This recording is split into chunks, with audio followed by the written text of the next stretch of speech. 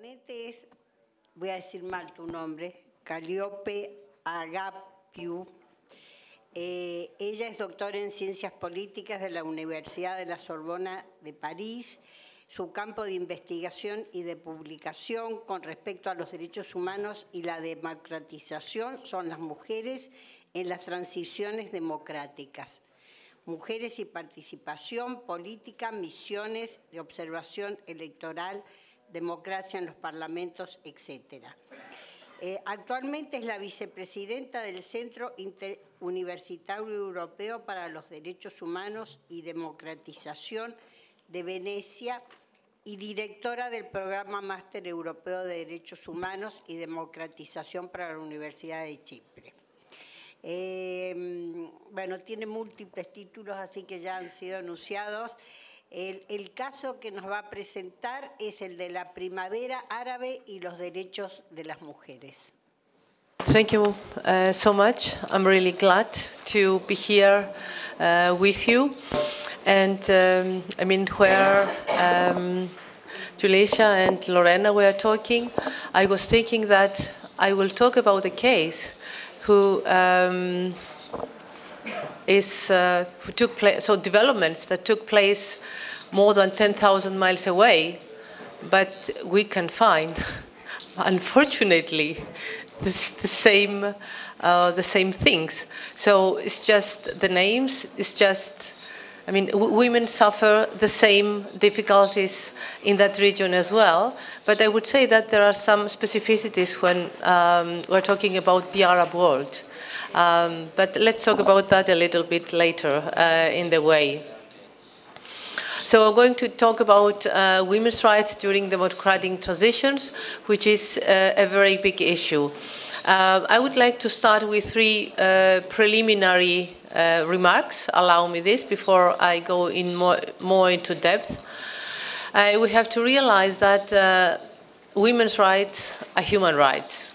We consider that to be so evident, but it was not officially recognized until 1993 at the World Conference on Human Rights in Vienna. So it was quite late, I would say. So it's only 45 years after the Universal Declaration on Human Rights. Then, so my second preliminary remark is that social phenomena is about social phenomena and feminist social and political theory. Again, it took scientists a lot of time to realize that social phenomena and social constructions are gender phenomena, and to understand them as such.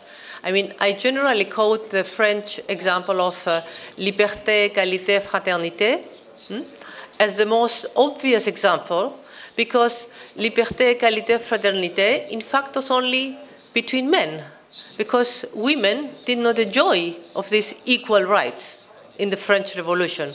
I just remind you that French women got the right to vote only after the Second World War. So, again, it's strange how we advance so much in sciences and we cannot understand so obvious phenomena that is gender equality and human rights. I would like to bring here the feminist contribution to social and political theory. That feminist theoretical perspectives made, in fact, a significant contribution not just to feminism, but also to social and political theory by making scientists aware of issues that were previously ignored, silenced, or partly discussed. So women have always been part of social processes, like democratic transitions, though often they were invisible when the process came to an end, and we're talking about power sharing. They were never there. They became invisible. So this, again, a typical pattern in democratic transitions. In fact, feminist perspectives led to new understandings and analysis about the society and culture about what is private, what is public, about power structures and gender. So the understanding of politics, patriarchy, sexuality, sexual violence constitute some good examples of feminist perspective to social and political theory and practice. And I think this is very important. So, I mean, I already said that all social phenomena are gender phenomena. And conflicts were the least to for people and for scientists to become conscious that conflicts are also gendered phenomena. My third preliminary remark is on the conceptualizations of democracy. There are many ways in conceptualizing democracy. I always stress the need to avoid a narrow understanding of democracy. So democracy should not be a kind of procedural process, okay? Every 5 years we have elections. Our elections meet international standards. We're fine, we have democracy. We are far from democracy if we follow that approach. For me, this is a very narrow approach to democracy, and the way we conceptualize democracy guide our actions, our policies. So democracy needs to talk to people, needs to mean something to people, to men and women, to children. So unless we reach that level of making democracy talking to people, and people have a say in democracy, I'm afraid we're on the wrong side of conceptualizing democracy. And internationally and international, so academic discourse and scholarly work, we can find a lot of examples of all three conceptualizations on democracy I've said here. For example, the procedural democracy, which is the strict, so minimum democracy. The liberal one is so to meet international standards about elections and all this stuff. And the least one, which is the richest conception of democracy, then you need to have social and economic rights secured for people. You need to take into account cultural rights. So it's really what democracy should mean for people. So, and my understanding is the latter one I developed of democracy. I also wanted to bring to your attention, but unfortunately it's not possible to connect here to the internet, but maybe, I mean, you can find it later on. I was nominated recently by the Council of Ministers of the European Union to the board of the European Institute for Gender Equality in Lithuania. And the gender equality, the European Gender Equality Institute has developed a gender index. It's very impressive. They, in this institute, we have a scale of marks from 0 to 100. 0 is so no equality at all, and 100 is full equality. We could say a few things about the EU's score as a case study. The European Union, which takes itself for a well-developed democracy, etc., it's only halfway on the equality record. It scores 54 only. Many countries are scoring very low, including my own country, Cyprus, which was only 42. And in that index, it took into account 6 parameters. So work, family, economics, education, free time. And we had 2 intersectional parameters. One of those is gender-based violence, which is not yet in the index because we have not been able to collect the data to do the index. So this means a lot, because there are no statistics, and as Lorena and Justicia said before, it's something that is considered something special, apart, or women are encouraged not to talk about. So there are a lot, and different member states keep records of that in a different way. For example, a crime, let's say a husband killing his wife, may not be classified in the police records as a gender-based violence, but it's just as a murder. So it's very difficult to get statistics about those issues. We are about to work on that, on how to have reliable data to build the index on gender-based violence. So I hope next time we could have more data to give you that. So let me talk about this study we did for the European Parliament. So this is the study, it's available on the internet. You can have the link. It's Women's Rights During Democratic Transitions. And it was requested by the European Parliament Subcommittee on Human Rights in order to be able to, to contribute, to support women, Arab women, in during those processes.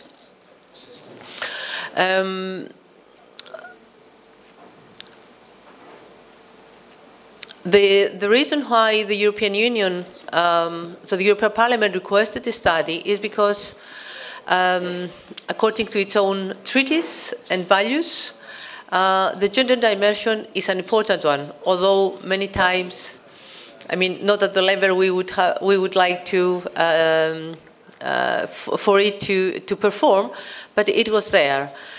And also, there was very strong motivation because in the Arab countries and the Arab region, which is, next to Europe, from Morocco, Algeria, Tunisia, Egypt, so Jordan, Syria, etc., it's a troubled area. And according to Freedom House, which is an international non-profit organization, which classifies for, they started after the Second World War, and every year they evaluate all the states in the world in terms of civil and political rights and freedoms. And the Arab region it has always been the least free geographic region in the world, the least free. So some countries are classified as not free at all, and some of them as partly free. There is also another dimension in the Arab countries, which is the position of women in the Islamic law, Sharia, and family law is very important and highly problematic. Although women claim their rights, they are faced with tradition, they are faced with religion, who position them in another way. And here we have, again, in the Arab world, in Islamic countries, different examples. Not all countries do perform the same. So it is interesting to see how women's mobilization in different countries produce different results. So what are the main findings of this report? I would like to say that empirical evidence suggests that authoritarian collapse hardly guarantees democracy, and the fear that the Arab Spring turned to an Islamic winter, in some cases, I'm afraid is true. A couple of months ago, when I was watching the news, and I heard that 500 people were sentenced to death in Egypt because they were opponent to the regime. I said, okay, we are far from having a democratic regime. So it's really a very difficult situation. So another lesson from the Arab Spring is that the demise of the old regime is only the first step in a long and difficult journey towards democracy, which represents an aspiration for dignity and people. I remember having read a lot of stuff in my field about Islam and democracy, and sometimes it was mentioned as incompatible with democracy. So political Islam was incompatible with democracy, and that's why Arab countries were were the less free countries in the world. And everybody was surprised in Europe to discover that when the Arab Spring came about, people were just claiming freedom and democracy. That was a very simple claim, but that says a lot. A regime change and cultural changes are path-dependent. I don't know if you're acquainted with the term, but path-dependent means that it depends, the evolution of a phenomenon will evolve according to what prevails in the country. So if a culture is conducive to changes, if the culture is conducive to women's rights, if there is a gender-sensitive approach, if there is a strong feminist movement in the country, then it's different. It develops in a different way. And I think this is very clear if I take the two extreme cases of Tunisia and Egypt. This is a clear pattern. And we can talk maybe more in the discussion. I will try to keep the time given to me so to have the opportunity to discuss. So another, I think, big lesson is that it is crucial for women to be part of the social process.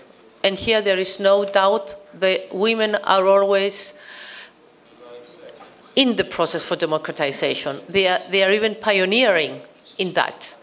So all women, not all women, women are always in the processes transition to democracy, very active, very supportive, but they do not always form an integral part of the process of transition to democracy. And here I will draw on the lessons learned by the scholarly work on the elites. It's very important. When we have a transition process, there is a change in the elite.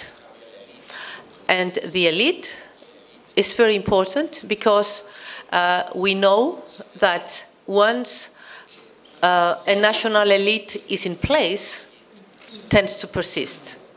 Maybe for a cycle of 30 years or something, it's there. So if women do not consciously seek to be an integral part of the process, claim their rights, claim the power sharing in the post-revolution or in the post-transition period, they will just be excluded and they will just continue their battle for democracy. But it will take them maybe another 30 years because the elite which is in place needs to be replaced again. So let's not repeat the same errors. Let's learn by other women's, other people's fights for democracy. I also recall what Fernanda Nissen, a Norwegian politician, said, that if women are to have a say in the lives they lead, they must enter politics. And I add, as a political scientist, that if they want to remain in politics, they need to be empowered. And this means enjoying equal rights in the sphere of family and family law, in their professional careers. So it's not only having women in politics, otherwise it will happen what a German journalist wrote about Berlusconi's government, about plastic politics. So just picking up women, so nice-looking women, young women, but they do not represent anybody. So you need to have the social basis. You need to have the link of the politics to the people. Women need to be and to feel represented by the people who are there. So I agree with Justicia, who said 50% women, 50% men does not guarantee gender equality, but 100% men, for sure, has even less chances to do that. So we need gender-sensitive women and gender-sensitive men to reach, to improve the lives of men and women, because stereotypes are very important in our societies. And I may be a woman who feels, good in the way the society wants me to behave, but I may not. And the same is for a man. A man may, a man who wants to take care of his young children may be, looked at in a strange way by his male colleagues. So he feels this pressure on him.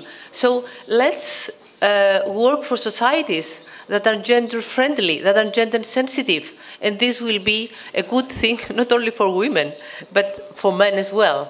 So this, I think, is very important. So the last issue that I wanted to take into account is violence, gender-based violence. In conflicts, in transition process, and I don't know whether it was reported here in Latin America, but in Europe we had a lot of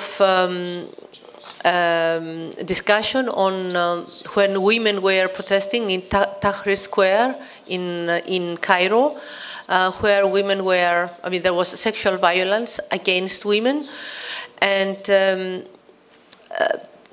this is, so gender-based violence is in fact a weapon.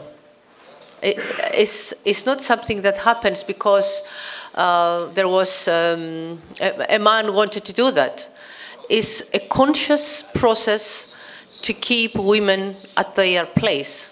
They want them to be. So it's very cautious, it's part of a policy, it's part of a process, and needs to be addressed as such. So I fully agree on several things, and I think empirical evidence from Latin America, from the processes you mentioned, and that we know from the Arab Spring are in the same way. And yesterday, the rector mentioned that we teach our students to be courageous, but we didn't. We do not teach them to be courageous enough to say no. I would like to build on that and say that we teach women to be courageous, and they do.